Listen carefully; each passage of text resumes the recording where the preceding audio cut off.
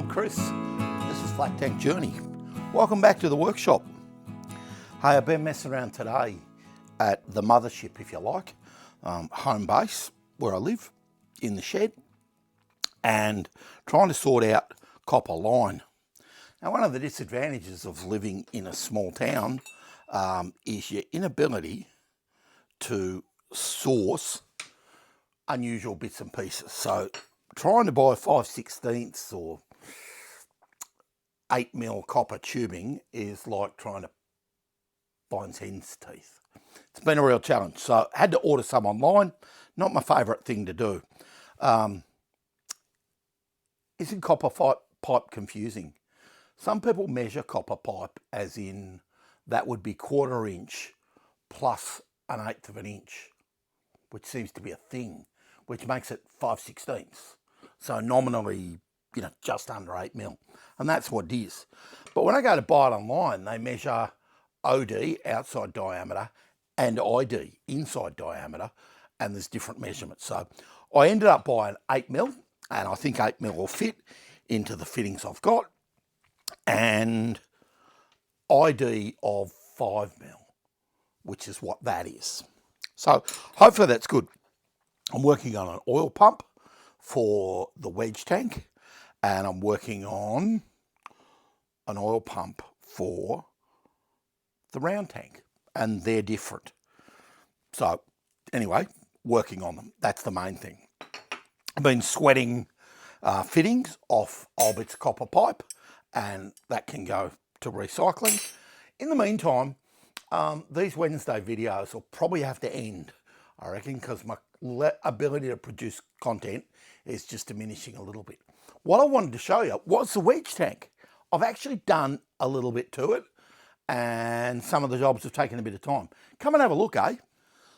So a little bit of an update before we have a close-up view of it. This is my 1927 Wedge Tank, and there's a whole series, and of course this becomes part of it. I've been doing the gearbox. So I'd always put the gearbox off because I didn't really want to look inside, and I didn't know what it does or how it works. So last week I took the outside cover off, got down to the bike and all that, and took the cover off. Everything's clean as a whistle inside, and I think it's good. I put gasket goo down and sealed the front cover back on and put all the bolts back in. I'm only missing one, which is, a bit of a relief, really. So that's a good outcome, and everything works, including the Kickstarter, I think. Yeah, everything works. I just don't really want that on there because it's a cow to get off. Now I've got it partially stuck on there. I've got 3 gears, and you can select them all. And I started work on the clutch and sweated an end onto the clutch and got the clutch functioning, including the other side where I'll show you what I did.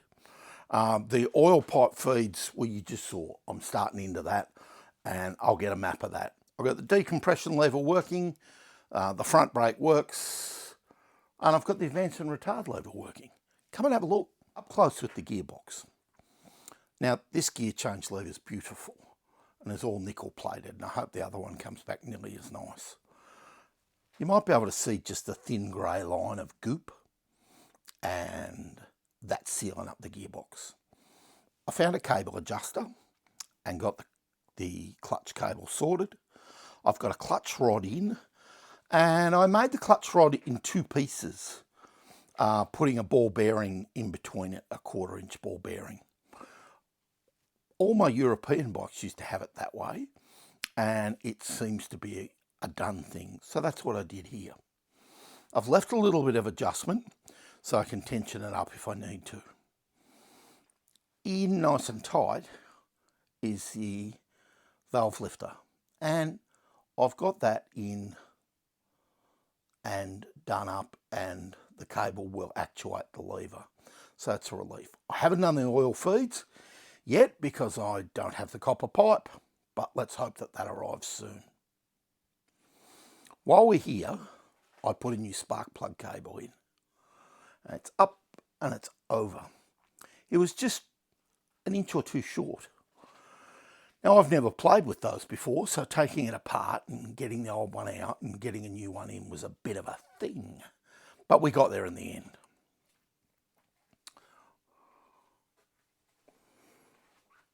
Coming up to the top of the bike, we have a throttle cable attached to the carby that's there. I have a front brake cable done. And then I'm going to move the bike. This will make a bit of a noise.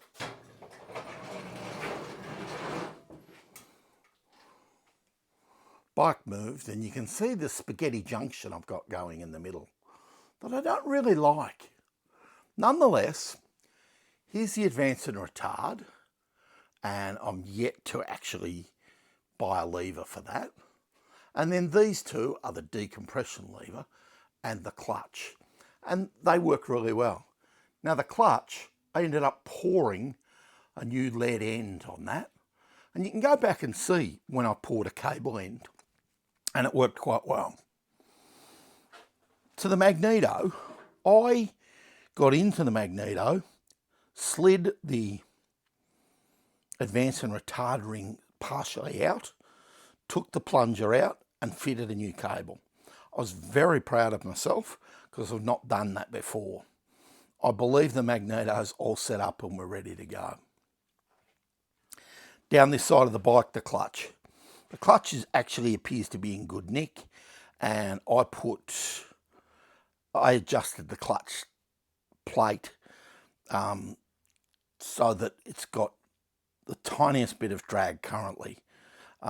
It may have too much drag, I'm not really sure, but the clutch, and I hope it'll actuate. I don't even know whether you can see it.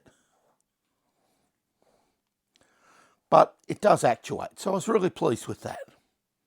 One of the last jobs I was trying to tackle was the chain. Now it's a 08B agricultural chain. Fits perfectly. Now I don't know what that translates to on normal chain, but that's what I've used. Now, sadly, I probably paid through the nose for this. I've got the chain for the round tank, and I'll show you that in a week or so. And I've done both chains, the primary chain and the rear chain. And now I'm left about